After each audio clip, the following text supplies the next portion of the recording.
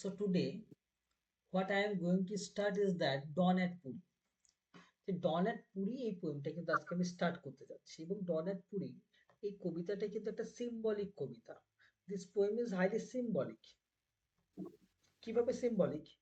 ডন at Puri এই কবিতাটা বুঝতে গেলে সবার আগে আমাদের মানে এর মুভমেন্টটা বুঝতে হবে, যে মুভমেন্টের উপর নির্ভর করে এই টেক্সটটা লেখা। দেখো, এই টেক্সটটা লিখেছেন জয়ন্ত মহাপাত্র। সবার আগে, Jayanta Mahapatra is one of the most significant voices in Indian English poetry. এই লোকটা মানে he was the first English poet to win the সাহিত্য একাডেমি অ্যাওয়ার্ড in 1981 also. উনি ওড়িশাতে জন্মগ্রহণ করেন, উড়িষ্যাতে। হ্যাঁ, রিমেম্বার, মনে রাখবে কবিতাটার নাম হচ্ছে ডন অ্যাট পুরী। ডন মানে এটা কি? ভোরবেলা। পুরী হচ্ছে উড়িষ্যার, মনে রাখবে, মানে একটা পিলগ্রিমেজ। পুরীতে কি রয়েছে মনে রাখবে, এটা একটা পিলগ্রিমেজ সাইট, মানে তীর্থযাত্রার জায়গা। মনে রাখবে Puri is known for Jagannath temple. Jagannath temple, Puri is known for Jagannath temple. Jagannath মন্দিরের জন্য কিন্তু বিখ্যাত, এবং জগন্নাথ টেম্পলের জন্য কিন্তু এই পুরীটা বিখ্যাত। এবং মনে রাখতে হবে, এই কবিতাটা বোঝার আগে সবার আগে আমাদের এই কবিতাটা যে টাইমে লেখা সেই টাইমটাকে বলা হয় মডার্নিজম। মডার্নিজমের মানে this is a modern poetry, this is a modern poem বা মডার্ন পোয়েট্রি। এটা আগে বুঝতে হবে যে মডার্ন পোয়েট্রির কি কি বৈশিষ্ট্য হয়, তারপরে কিন্তু এই টেক্সটটাকে তুমি বুঝতে হবে। মডার্ন পোয়েট্রিতে কি হয় মনে রাখবে, মডার্নিজমের একটা গল্প রয়েছে। গল্পটা হচ্ছে পৃথিবীতে যখন মানে প্রথম বিশ্বযুদ্ধ ঘটে, after the first world war, Europe মহাদেশে তখন মডার্নিজম আসে ওই 1900 সালের পরে। এবং দেখা যাচ্ছে প্রথম বিশ্বযুদ্ধের ফলে উইদিন আ সেকেন্ড মানুষজন কিন্তু আর কেউ বেঁচে নেই। মানুষজন সবাই মারা যাচ্ছে। চারিদিকে তাকালে শুধুমাত্র বিশ্বযুদ্ধ হচ্ছে, একটা দেশ আরেকটা দেশের সঙ্গে যুদ্ধে লিপ্ত হয়ে আছে এবং সাধারণ মানুষজন মারাত্মকভাবে সাফার করছে। এই জায়গায় দাঁড়িয়ে মানুষজন তাদের প্রিয়জনকে হারাচ্ছে এবং তাদের সমস্ত স্বপ্ন কিন্তু ভেঙে যাচ্ছে। সুতরাং তারা ভাবে যে জীবনটা এখন কিন্তু ছড়িয়ে গেছে, ছড়িয়ে ছিটিয়ে রয়েছে, মানে জীবনটা আর সেই এক জায়গায় নেই দাঁড়িয়ে। তাই জীবন এখন দুঃখময় এবং জীবন কিন্তু ফ্র্যাগমেন্টেড। তাই এদের লেখাতে সবসময় তুমি কি পাবে? ফ্র্যাগমেন্টেশন পাবে। মডার্ন মডার্ন পোয়েমের মধ্যে ফ্র্যাগমেন্টেশন। 2 নম্বর হচ্ছে, এই কবিরা কি বলে যে মডার্নিজম আসার আগে দেখলে খুব ভালো করে বোঝা যায় যে রোমান্টিসিজম ছিল। যদিও এই কবিতাটা একটা ইন্ডিয়ান লিটারেচারের পোয়েম, কিন্তু মডার্নিজমের মুভমেন্টের মানে Jayanta Mahapatra is a modern poet. এবার এই মুভমেন্ট আসার আগে রোমান্টিসিজম বলে একটা মুভমেন্ট হয়েছিল। রোমান্টিসিজম মুভমেন্টের কথা ছিল যে nature can give us the ultimate piece of life, কিন্তু মডার্ন পোয়েটসরা বলে নেচার কখনো আমাদের আলটিমেট পিস দেবে না। ওকে, তো এরা হচ্ছে সবসময় অ্যান্টি রোমান্টিক।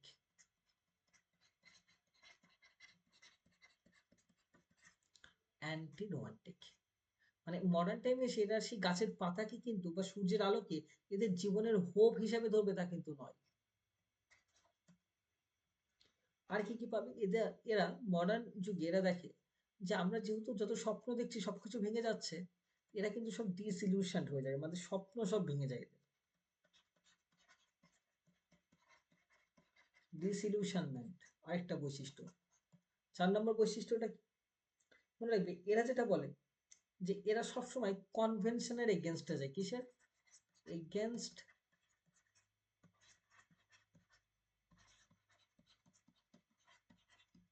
কনভেনশন, এগুলোতে কিন্তু যায়। এই জায়গাগুলো দাঁড়িয়ে কিন্তু একটা মডার্ন টেক্সট লেখা হয়। এবার মনে রাখবে মডার্ন টেক্সট পড়ার সময় তুমি যা ভাববে কবিতাতে কিন্তু সেরকম থাকবে না। কেন? কারণ আমাদের জীবন তো আমাদের ভাবনার মতো চলে না। সুতরাং তারা এই রিয়ালিটিটা কবিতার মধ্যে তুলে ধরে, এবং কোনো রিয়ালিটি কিন্তু আলটিমেট রিয়ালিটি নয়, এটা মডার্ন পোয়েটসরা বিলিভ করে। এবং এরা, তুমি দেখবে, suppose if you read the poem of T S. Eliot, the love song of J. Alfred Prufrock, তুমি দেখবে এন্টার কবিতাতে কোথাও লাভ নেই, কিন্তু কবিতার নাম the love song of J. Alfred প্রুফক। কেন? এক্সপেকটেশন যেটা রাখবে, রেজাল্ট কিন্তু আলাদা হবে। এটাই হচ্ছে মডার্ন পোয়েমের বৈশিষ্ট্য। কেন? আমাদের জীবনটা এরকম, আর জীবনকেই তুলে ধরা হচ্ছে একজন মডার্ন পোয়েটের কাজ। এবার কবিতাতে আসছি। ডন অ্যাট পুরী, তাই না কবিতার নাম? Dawn at Puri. দেখো, ডন মানে কি? ভোরবেলা। এবার ভোরবেলা, what does dawn symbolize? What does dawn symbolize? Dawn means hope, আশা। কারণ সকালবেলাতে যখন সূর্যের আলো বার হয়, সেটা আমরা কিন্তু আমাদের জীবনে হোপ বা আশা হিসেবে ধরি, তাই ডন রিপ্রেজেন্টস হোপ। আর পুরী মানেটা কি? পুরী হচ্ছে একটা পিলগ্রিমেজ সাইট, যেখানে জগন্নাথ টেম্পল রয়েছে। তার মানে সেখানে কিন্তু একটা ভালো কিছু হবে, অপটিমিজম, একটা মানুষের আশাবাদী হবে। কিন্তু কবি মানে এখানে কি তাহলে অপটিমিজম দেখতে পাবে? এটাই তো কথা। কিন্তু তুমি এই কবিতাতে কি দেখবে জানো তো? হোপের পরিবর্তে আর অপটিমিজম, এই মানে সমস্ত হোপ, মানে এই কবিতায় কোনো জায়গায় হোপ বলতে কিছু নেই। কিন্তু টাইটেলে মনে হচ্ছে হোপ রয়েছে, কিন্তু কবিতাতে কোনো হোপ নেই, অপটিমিজমের কথা বলছে। এই হোপ অপটিমিজমের কথা না বলে এই কবিতা যেটা নিয়ে ডিল করে সেটা হচ্ছে পেসিমিজম, মানে হতাশা। ওকে, তাই দেখো এখানে একটা পিলগ্রিমেজ সাইটে কবিতাটা লিখছেন কবি, এখানে ভালো কোনো কিছু লিখবেন না, রাদার এই জায়গাটাতে উনি ডেসক্রাইব করবেন সামথিং ডিফারেন্ট। উনি এই কবিতাতে, মনে রাখবে যেটা এই কবিতার মেন কথা, এই কবিতাটা কিন্তু একটা স্যাটায়ার। স্যাটায়ার মানে জানো তো, কোনো কিছুকে বিদ্রূপ করা। এই কবিতাটার মেন কথা হচ্ছে the emptiness of rituals, the emptiness of rituals. Rituals বলতে কি? যে কোনো রিলিজিয়ানের বিভিন্ন রিচুয়ালস রয়েছে, সেই রিচুয়ালস গুলোকে স্যাটায়ার করার কাজ হচ্ছে এই জয়ন্ত মহাপাত্রের ডন অ্যাট পুরী কবিতাটার মধ্যে দিয়ে।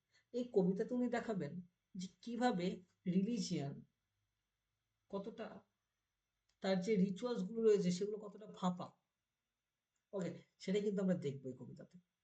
তাই এই কবিতাতে মনে হচ্ছে ডন অ্যাট পুরী, পুরীতে ভোরবেলা, ভোরবেলার পুরী। অ্যাকচুয়ালি এই in this poem you will not see any kind of hope. এগুলোর মধ্যে দিয়ে কিন্তু হোপ, অপটিমিজম এগুলো রেফার করছে টাইটেলে, কিন্তু অ্যাকচুয়ালি কি তুমি কি পাবে? পেসিমিজম। তাহলে এগেনস্ট কনভেনশন আগেই বলেছিলাম, এরা মানুষ যা ভাববে তার অপোজিটে যাবে। কনভেনশনের অপোজিটে কিন্তু মডার্ন পোয়েম যাবে। ওকে, সো চলো কবিতাটা শুরু করি। যে ফার্স্ট স্ট্যান্ডাটা রয়েছে সেটা কিন্তু সবার আগে আমরা দেখবো। ওকে, হ্যাঁ, এই কবিতার আরেকটা থিম যেটা বলে রাখি, দ্য এমপ্টিনেস অফ রিচুয়ালস, তো আরেকটা থিম হচ্ছে পভার্টি, দারিদ্রতা। এই দুটো থিমের উপরে, এই দুটো বিষয়বস্তুর উপর কিন্তু এই কবিতাটা লেখা। চলো শুরু করি। জি, এন্ডলেস, এন্ডলেস ক্রো নয়েজেস, এন্ডলেস ক্রো নয়েজেস, সেটা আমরা দেখতে পাচ্ছি। এন্ডলেস ক্রো নয়েজেস মানেটা কি সবাই? এন্ডলেস মানে হচ্ছে সীমাহীন, যার শেষ নেই। ক্রো মানে কাক, নয়েজেস মানে কি? আওয়াজ। এবার দেখো প্রথম লাইনটা শুরু করলো একটা পুরী নামক একটা পবিত্র জায়গা দিয়ে শুরু করছে, কিন্তু প্রথম ইমেজটার দিকে তাকাও, ক্রো মানে কাক। তার মানে এটা অবভিয়াসলি একটা খারাপ সিম্বল। ক্রো মানে কিসের symbol? Crow is the symbol of death. দেখবে বাড়িতে যদি কাক ঘোরাঘুরি করে, দেখবে বাড়িতে বয়স্ক মহিলারা বলবেন যে কেউ কি মারা যাবে নাকি, বা কারো মৃত্যুর খবর নিয়ে আসছে নাকি। এটাকে বলে ক্রো। ক্রো সবসময় একটা খারাপ symbol. Crow is the symbol of death বা ইমপিওরিটি, অপবিত্রতার। ওকে, এন্ডলেস এন্ডলেস মানে কি, যেটা শেষ হয় না। ক্রো নয়েজেস মানে অনেক কাক কিন্তু আওয়াজ করছে। কবি কোথায় দাঁড়িয়ে রয়েছে? পুরীতে জগন্নাথ টেম্পলের সামনে দাঁড়িয়ে উনি কবিতাটা লিখছেন এবং বলছেন এন্ডলেস ক্রো নয়েজেস, তার মানে অনেক কাক কিন্তু আওয়াজ করছে। এবার তার মানে প্রথমেই কিন্তু আমরা we can see the image of death at the very beginning. A skull in the holy sands. Skull মানেটা কি সবার আগে জানতে হবে। স্কাল মানে হচ্ছে মানুষের যে মাথার খুলি হয় না, সেটাকে বলে স্কাল। ওই স্কাল মানেটা বুঝতে হবে সবার আগে। স্কাল এই পবিত্র জায়গাতে দূরে উনি কি দেখতে পাচ্ছেন? একটা স্কাল। স্কাল একটা জিনিসকে রেফার করে, মনে রাখবে স্কাল বলতে, মনে রাখবে many people think that if we are cremated, if we are cremated, CREMATED, if we are cremated uh, in uh, in Puri, uh, so we will feel moksha, but or either we can connect with God. যদি জগন্নাথ টেম্পলের কাছে কারো দাহ করা হয়, তাহলে ভাবি যে গডের সঙ্গে কানেক্ট, মানে গডের সঙ্গে আমরা কানেক্ট হতে পারবো। কবির মাও এটা ভাবতেন, একটু পরে গিয়ে বলবেন কিন্তু। কিন্তু কবি কি দেখছেন? জগন্নাথ টেম্পলের সামনে এসে দাঁড়িয়ে দেখছেন একটু দূরে একটা স্কাল পড়ে রয়েছে। এবার স্কাল বলতে কিসে সিম্বলাইজ করে? দেখো, কাউকে দাহ করার সময় হয়তো যে ব্যক্তিটাকে দাহ করা হয়েছে, প্রবাবলি তার কাছে কিন্তু এনাফ উড মানে কাঠ ছিল না কিন্তু। ওকে, সেই জন্য স্কালটা কিন্তু মনে রাখবে কি রিপ্রেজেন্ট করছে। স্কাল অ্যাকচুয়ালি রিপ্রেজেন্টস পভার্টি, দারিদ্রতাকে রিপ্রেজেন্ট করছে। আর কি রিপ্রেজেন্ট করে? Skull can represent the emptiness of life. আরো একটা জিনিসকে রিপ্রেজেন্ট করে, emptiness of rituals, emptiness of rituals. যে যখন ক্রিমেশন করা হয়, ঠিক আছে, বা ক্রিমেটেড করা হয়, কিন্তু এই স্কালটা কিন্তু তার ক্রিমেটেড হয়নি। তার মানে নিশ্চয়ই রিচুয়ালস এর মধ্যে, মানে লোকটার কাছে যেহেতু এনাফ কাঠ ছিল না, তাই সেই লোকটা তার পরিবারের কাউকে হয়তো ঠিকঠাক ভাবে দাহ করতে পারে। এই জায়গায় দাঁড়িয়ে কবি কি বলতে চাইছেন? এমটিনেস অফ রিচুয়ালস মানে পভার্টির কাছে, পভার্টিকে সিম্বলাইজ করছেন এখানে। ওকে, তার মানে এই জায়গাতে মনে রাখবে একটা পবিত্র জায়গায় যখন একটি স্কাল পড়ে থাকে, it is actually a mockery of our empty value systems, সেটাকে কিন্তু রেফার করছেন। ওকে, সো এই জায়গাটা যে skull in the holy sands, তখন স্কাল বলছে তার সঙ্গে বলছে হলি স্যান্ডস, হলি মানে তো পবিত্রতা। দুটো অপোজিট টার্মস, দেখো প্যারাডক্স বলে এটা, দুটো অপোজিট টার্মস কিন্তু এখানে ইউজ করা হয়েছে, কন্ট্রাস্ট ইউজ করা হয়েছে। Tilts its empty country towards hunger. Tilts মানে কি? টিলস মানে হচ্ছে এরকম ভাবে, হ্যাঁ এরকম। টিলস মানে হচ্ছে যে এখানে যেটা বলতে যাচ্ছে ইনক্লাইন, হ্যাঁ মানে একদিকে ঝুঁকে থাকা। এবার এই যে মাথার এই যে স্কালটা, স্কালটা একদিকে ঝুঁকে রয়েছে, এই যে খুলিটা, মাথার খুলিটা কোন দিকে ঝুঁকে রয়েছে? It's empty country. Empty country মানেটা কি? এমটি মানে কি? ফাঁকা। তার মানে পভার্টি, দারিদ্রতাকে বোঝাচ্ছে। এই যে স্কালটা, সে কিন্তু এই পুরো কান্ট্রিটার দিকে যেন তাকাচ্ছে, টুয়ার্ডস হাঙ্গার, যেন এই কান্ট্রিটা কোথায় আছে? হাঙ্গারের দিকে রয়েছে, মানে ক্ষুধার দিকে। তার মানে হাঙ্গার মানে তো পভার্টিকে রিপ্রেজেন্ট করছে, হেল্পলেসনেস কে রিপ্রেজেন্ট করছে,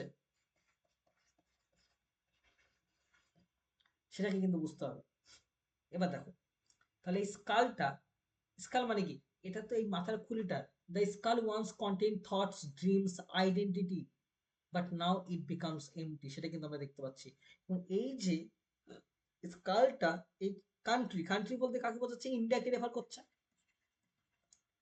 এবং ইন্ডিয়া কোন দিকে রয়েছে? হাঙ্গারের দিকে। তার মানে পভার্টিকে রিপ্রেজেন্ট করছে। বোঝা গেল কি? মানে দিস ইজ দ্য ফার্স্ট স্ট্যানজা। আমি বললাম এই কবিতার মেইন বিষয়বস্তু হচ্ছে poverty and the emptiness of value systems of our rituals. Okay, So this poem is talking about the emptiness of value systems and poverty. দারিদ্রতা নিয়ে বলছেন। কবি এত সুন্দরভাবে দারিদ্রতাকে তুলে ধরছেন, মানে মক করে করে কবি তুলছেন। কবিতাটা পড়া কিন্তু কঠিন।